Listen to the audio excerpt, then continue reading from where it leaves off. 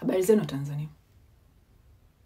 Nafikiri tulipofika sasa hivi wa Tanzania, tumefika sehemu ambayo ni muhimu kwa kila Mtanzania kukubali, kutambua na kuacknowledge kwamba Tanzania ni nchi ambayo iko chini ya uongozi wa kidikteta. Ni nchi ambayo wananchi wake ni mateka. Wa Tanzania sisi ni mateka ndani ya nchi yetu. Tunashikiliwa kwa mtutu wa bunduki. Samia anatushikilia kwa mtutu wa bunduki. CCM inatushikilia kwa mtutu wa bunduki. There is no any other way ya kujidanganya. Na ngoja niwaambie kitu. Hii system ya ukatili ya kupiga risasi wananchi ya nini ilikuwepo. Miaka yote ilikuwepo. Ni vile wananchi mlikuwa mjawahi kwa challenge kwa maandamano. Mlikuwa hamjawahi kuichallenge serikali ya CCM kwa maandamano. Ndio maana tulikuwa hatujawahi kujua ukatili wao.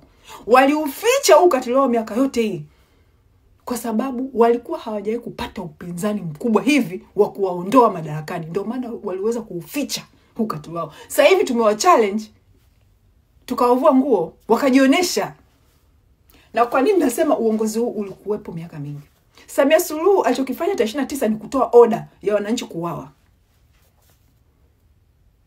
Lakini kilichofanya order zile zikatekelezwa ni kwa sababu hii ndio system ambayo tayari ilikuwa imeshajengwa.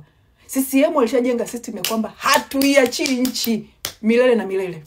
Tutaua kila mtu akina tuiachi. Ndio maana ile order ilitekelezwa. Ngoja niwapeni mfano why nasema hivyo. Hapa Marekani sasa hivi Donald Trump akitoa order sasa hivi kwa polisi wa Marekani kwamba watu wanaandamana, na Marekani kila siku ni maandamano. Donald Trump akitoa order kwa polisi wa Marekani, kapigeni risasi wale. I say, hakuna polisi atafanya.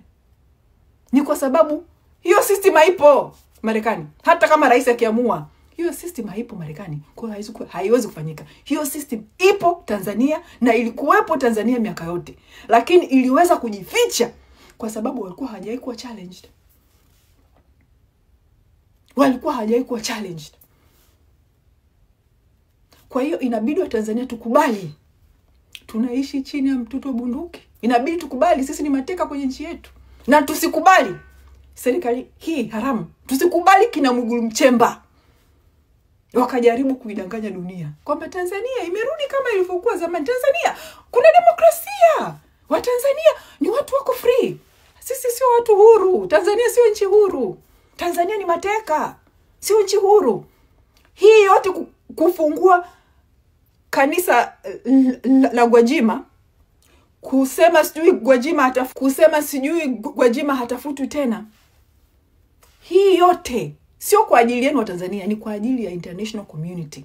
Ili waendelee kupata hela, ili waendelee kupata mikopo. Kinachowasumbua sasa hivi mpaka wanafungua makanisa, mpaka sijui hawamtafuti Gwajima, mpaka sijui wanawachia watu, ni mikopo, ni kuchukua mikopo. Wanajaribu kuconvince dunia kwamba Tanzania kuna demokrasia. Wanajaribu kuionyesha dunia kwamba Watanzania ni watu huru, mbona wanaishi kwa raha tu. Shida ili waweze kuchukua mikopo tena. Sasa sisi wananchi tusiwaruhusu kina Mwigulu wakaigaslight dunia. Sisi ndio tunajua situation tunayoishi. Sisi ndio tunajua hakuna uhuru Tanzania. Tunaishi chini ya mtutu wa bunduki. Tunashikiliwa. Hatuwataki, dunia nzima inajua sasa hivi, nyinyi mnajua. Wa Tanzania sasa hivi ukifanyika uchaguzi wa haki, CCM wakipata pasenti 10 sijui. That means tunashikiliwa kwa kinguvu. Kwa hiyo tusikubali kina Mwigulu wakajaribu kuigaslight dunia. Tusikubali. Ukweli ni kwamba Watanzania ni mateka kwenye nchi yao. Na tusidangani tuna amani, ndugu yangu Tanzania, amani haipo. Amani haipo. Tanzania amani haipo. Tanzania inatawaliwa kwa mtutu wa bunduki. Na huo ndio ukweli. Inabidi wa Tanzania tuwe voko na hicho kitu. Popote tunapoongea nje ya Tanzania lazima tukubali na tuseme jamani, sisi tunashikiliwa kwa bunduki. Kama hamuamini tunashikiliwa kwa bunduki, ufanyike uchaguzi, waje wasimamizi wa nje waone.